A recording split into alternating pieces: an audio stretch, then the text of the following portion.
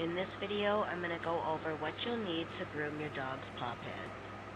You're going to need a small pair of scissors, a cleaning brush, some callus removing gel, a pumice stone, or pumice sponge preferably, olive oil, and some apple cider vinegar.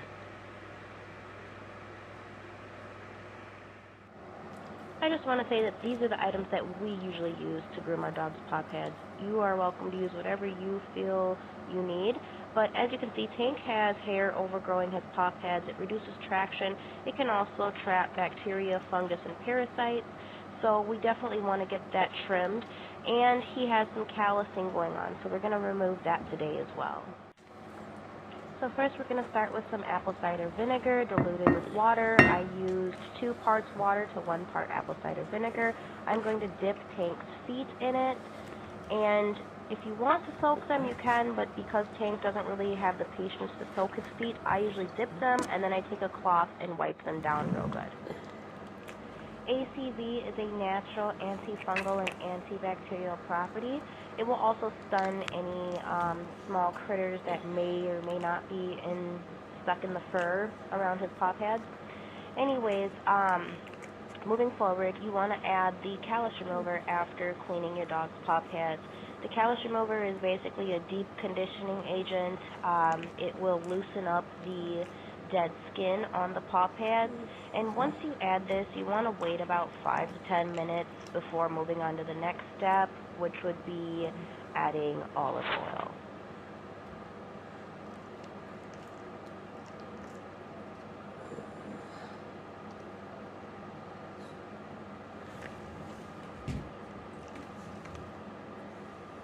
So here you see me about to add the olive oil to Tank's pat, and what this is going to do is it's just going to add moisture back into his skin. Olive oil is a penetrating oil, so it will penetrate into his skin, and this will just, like I said, it'll help add that moisture because the apple cider vinegar is so acidic, it will dry out their skin.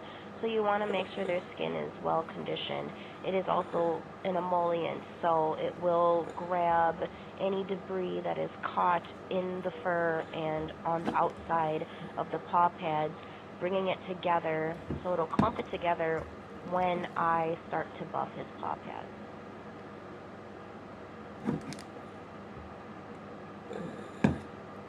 So continuing to massage the oil into his paw pads. You can do this for 5 to 10 minutes, or you can just rub it on and let them sit for a little bit. I tend to just massage it in because Tank does better with the continuous movement. If I were to just let him sit, he'll probably start looking at his paw pads, which we don't want to happen.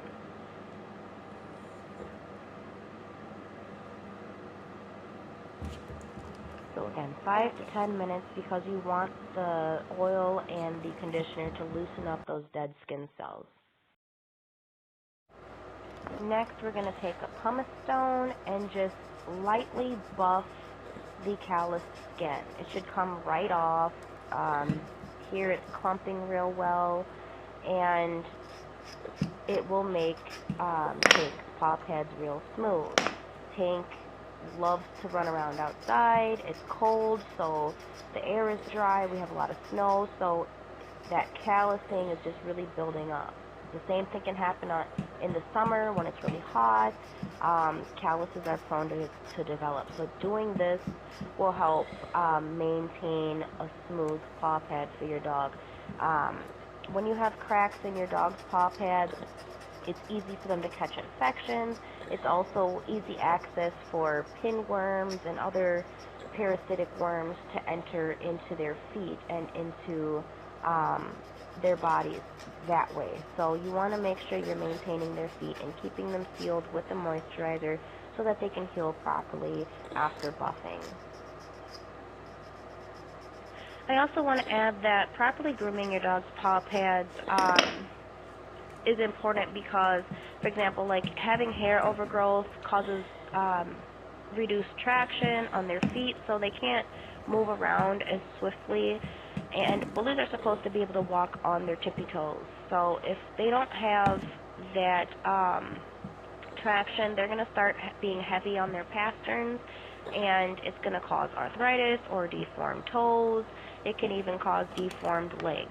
So you want to make sure you're taking care of your dog's paw pads properly. If you're not going to do it, you should definitely take them into a groomer at least twice a week to keep this maintained. Here you've seen me add some more olive oil just to keep the moisture going, and now I'm clipping the hair around his paw pads. You want to trim it as low as possible so it's not overgrowing his toes. And I'm not going all in for this video just because it's kind of hard for me to catch the angles on camera for you, but basically you want to trim the hair as low as possible, even in between the toes, because again, that's a good place for fungus to grow and for bacteria and parasites to get caught up in. So I'm going to try to show you as best as I can. Now you guys, I have a cold, so if you see me with my toilet paper face, just never mind that, but I wanted to get this video out here for you guys because I've had it on my mind for a while. I feel like this is just one of those things that's good to know. I know that taking your dog to the groomers every 2 weeks can get pretty expensive, so learning to do it yourself is definitely a plus. It saves you money, and it's just a good thing to know. I mean, I want our dogs to be spoiled, so I want them well taken care of. So we make sure that we do it at home if we are unable to take them into the groomers twice a week. And I'm going to be honest, we don't always do that. We're big on saving money, so yeah, you see I'm just trimming around the toes, and I'm going to show you the end result. There, now that looks a lot better. Now I'm going to go a little deeper, but to spare Tank the humiliation, I'm just going to do the rest off camera. But you get as low as you possibly can, but as you can see, he has a lot more toes showing than before. The hair is nicely trimmed, his paw pads are nice and smooth, they're back pink, they're moisturized, and that's what you want. You can also use clippers. Some people like to use clippers, but Tank gets a little jittery because of the vibration of the clippers and the noise. So I like everything in terms of grooming for our dogs to be as comfortable as possible for them. I don't like to startle them because I don't want it to be a scary experience. Otherwise, they're not going to want to be groomed. So we're pretty flexible in what we do for our dogs for the sake of their comfort.